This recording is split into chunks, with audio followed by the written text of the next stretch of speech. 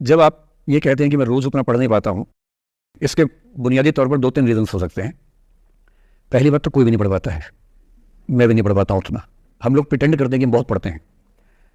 ईमानदारी की बात है कि मैं आज तक कभी भी 1 घंटे से ज़्यादा एक साथ नहीं पढ़ पाया हूँ, और मैंने ठीक ठाक पढ़ाई की है वैसे, है ना, आप भरोसा कर सकती हैं इस बात पे। एक तो अपने आसपास ऐसे लोगों से बचिए जो बार बार दबाव बनाए कि मैं तो बहुत पढ़ता हूँ, तो कितना पढ़ती है। आप कितने घंटे का टारगेट लेके चल रहे हैं, एक प्रॉब्लम ये भी हो सकती है। आपकी उम्र में कॉलेज के अलावा अगर आप 3-4 घंटे पढ़ लेते हैं तो पर्याप्त है। कॉलेज के 3 साल सिर्फ पढ़ाई के लिए नहीं है, पढ़ाई से ज़्यादा सीखने के साल हैं, मंच पे आने के साल हैं। दोस्तों के साथ फिल्म देखिए, दोस्तों के साथ आउटिंग पे जाइए, रेस्टोरेंट में बैठ के खूब बकवास कीजिए उनके साथ। उसमें जो सीखेंगे वो केवल पढ़ाई से नहीं सीखेंगे। तो दिन में 3-4 घंटे बहुत होते हैं। और बाकी मैं एडवाइस करता हूँ बच्चों को कि बहुत सारी एक्टिविटीज़, जिसमें से एक एक्टिविटी चाय की दुकान पर दोस्तों के साथ बैठना, 1 घंटे बात करना भी शामिल है। पर्सनैलिटी ग्रूमिंग के लिए बहुत ज़रूरी है। फिर आप लोगों की उम्र में इमोशंस थोड़े उठापटक होती रहती है। अगर आप महीने के 30 दिन में से 6-7 दिन बीच में नहीं पढ़ पाते डिस्टर्बेंस से, तो इसका मतलब है कि आप दिमागी तौर पर एकदम ठीक हैं। चिंता उनकी है कि जो रोज पढ़ रहे हैं। इसका मतलब वो अपनी उम्र में जी नहीं रहे, वो किसी और उम्र में जी रहे हैं। तो ठीक है, कभी कभी डिस्टर्बेंस आएगी, उसको एंजॉय कीजिए। डिस्टर्बेंस बस सुंदर प्यारी होनी चाहिए, इतना ध्यान रखिए, है ना। जिसकी वजह से नींद उड़ी हुई है वो अच्छा होना चाहिए, बाकी तो ठीक है। और सर कभी ऐसा होता है कि मैं सो रही हूँ और रात में मुझे वो डर लगता है कि आगे मैं नहीं कर पाऊंगी। मुझे ऐसा लगता है कि आगे अगर मैं कुछ अच्छा करना चाह रही हूँ तो मुझे उस असफलता का डर रहता है कि जो मैंने फेस किया है, और सर मैं उससे उभर नहीं पा रही हूँ। मतलब मेरे ख्याल से ये असफलता आपसे ज़्यादा आपके माहौल की, आपके पेरेंट्स, आपके टीचर्स की है कि उन्होंने आपको, मतलब कुछ बच्चे अपने आप से इतनी उम्मीद पाल लेते हैं कि फेलियर झेल नहीं पाते। आप वैसे बच्चों में हैं जो आपने कहा ना कि मैं शुरू से बहुत अच्छी स्टूडेंट रही हूँ। ये दुर्भाग्य की बात है, ये अच्छी बात नहीं है। मैं नहीं चाहता कि बच्चे अच्छे स्टूडेंट बने। अच्छे स्टूडेंट का मतलब जो बहुत पढ़ाकू किस्म के होते हैं, सीधे स्कूल से घर, घर से स्कूल, घर में घुसते ही होमवर्क करना शुरू किया, वैसे बच्चे ज़िंदगी में बड़े परेशान रहते हैं। बच्चों को होना चाहिए छटा हुआ टाइप का, शरारती, बदमाश, मैंने काम भी करें स्कूल का, लेकिन बेसिकली आपको स्मार्ट होना है, कॉन्फिडेंट होना है। पढ़ाकू होने से ज़िंदगी बहुत अच्छी नहीं चलती है। ज़िंदगी के लिए ना व्यक्तित्व चाहिए। हुआ क्या आपके साथ, आपको बता दिया गया कि अच्छा बच्चा वो है जो पढ़ता है, होमवर्क करता है, आपने वो सब किया। तारीफ़ें आपकी इतनी हुई होंगी कि बेटा तुम तो कुछ भी कर दोगी, आपको भरोसा हो गया कि मैं कुछ भी कर दूंगी। लेकिन ऐसी ऐसी तारीफ़ें हर गांव, हर मोहल्ले में कई बच्चों की हो रही थी। जब उन सब में कंपटीशन हुआ तो कुछ सफल हुए, बहुत सफल नहीं हो पाए। तो जो सफल नहीं हो पाए उनको बहुत बेचैनी हुई। आपका सौभाग्य है कि अब तीसरी बार में सफल हो गई। कई ऐसे लोग हैं जो कभी सफल नहीं हुए ज़िंदगी में, उनको भी तो जीना है। तो मैं एक ही बात कहूँगा, अपने आप से उम्मीदें कम कर लीजिए। और ये आसान नहीं होता है।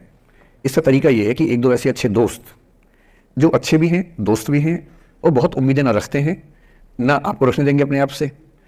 डायरी लिखने से लेकर कुछ अच्छे उपन्यास पढ़ना, अच्छी फिल्में देखना, जो आपको सहज होना सिखाएं, न कि महान होना सिखाएं। महानता से बड़ा कोई रोग नहीं है, इस चक्कर में नहीं पड़ना है। सामान्य होना है। असली जद्दोजहद सामान्य होने की है, महान होने की नहीं है।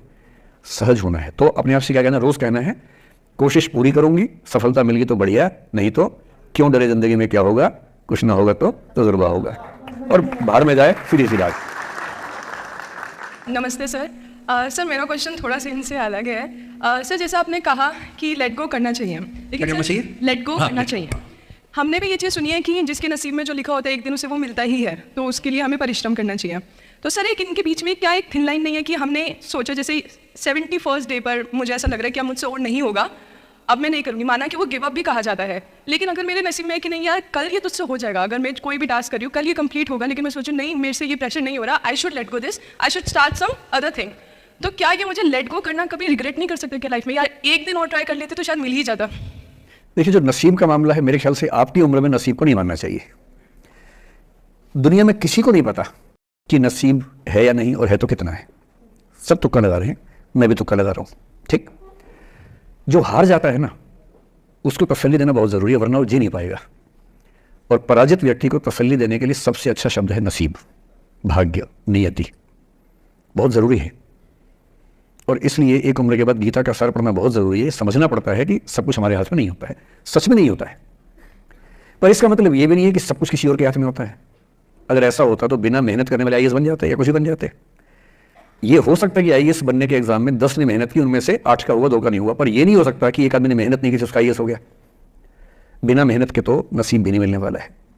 इसलिए ये मान लीजिए कि कुछ ना कुछ चीज़ें हमारे कंट्रोल में नहीं है, लेकिन जितना कंट्रोल में है उस पर पूरी ताकत लगाएंगे, पूरा डिसिप्लिन रखेंगे, तो हम अपनी किस्मत सबसे अच्छी लिख पाएंगे। सबसे अच्छी मेरा बाकी सही, मेरी जितनी अच्छी हो सकती है उतनी अच्छी लिख पाएंगे। और इसलिए अगर आपको लगे कि मैं नहीं कर पाऊंगी कोई काम, तो उसको गिव अप ही कहते हैं। लेट गो का मतलब तब होता है जब आप मन भर चुका है, अब उसकी ज़रूरत महसूस नहीं हो रही। जैसे IAS बनने की कोशिश कर रहे हैं, नहीं बन पाए, तैयारी छोड़ दी, गिव अप है। बन गए, नौकरी की, मज़ा नहीं आया, छोड़ दिया, ये लेट गो है। लेट गो करने के लिए पहले हासिल करना पड़ता है, या हासिल होने से पहले उस मनोभूमि पर पहुंचना पड़ता है जहां हासिल होने का सुख आपने महसूस कर लिया और उसमें मज़ा नहीं आया, ठीक ही है, औसत है, तब छोड़ दिया। इसलिए आपकी उम्र को शोभा नहीं देता कि हम नसीब की बात करें, ये शोभा देता है मेरी उम्र को। तो 30-40 के बाद नसीब, भाग्य, नियति चलेगा। फिलहाल कर्म पर भरोसा कीजिए, मेहनत, डिसिप्लिन और मोटिवेशन से ज़्यादा महत्वपूर्ण है डिसिप्लिन, ध्यान रखिएगा। मोटिवेशन का ग्राफ ऐसा होता है, फिर ऐसे नीचे आता है धीरे धीरे। डिसिप्लिन ऐसे रहता है, और डिसिप्लिन वाला व्यक्ति हमेशा मोटिवेशन वाले व्यक्ति से ज़्यादा सफल होगा, ये मान के चलिए। सबसे अच्छा क्या है? Motivation with discipline. तो कोशिश कीजिए कि नसीब पे ना छोड़िए, अपने भरोसे कीजिए। All the best.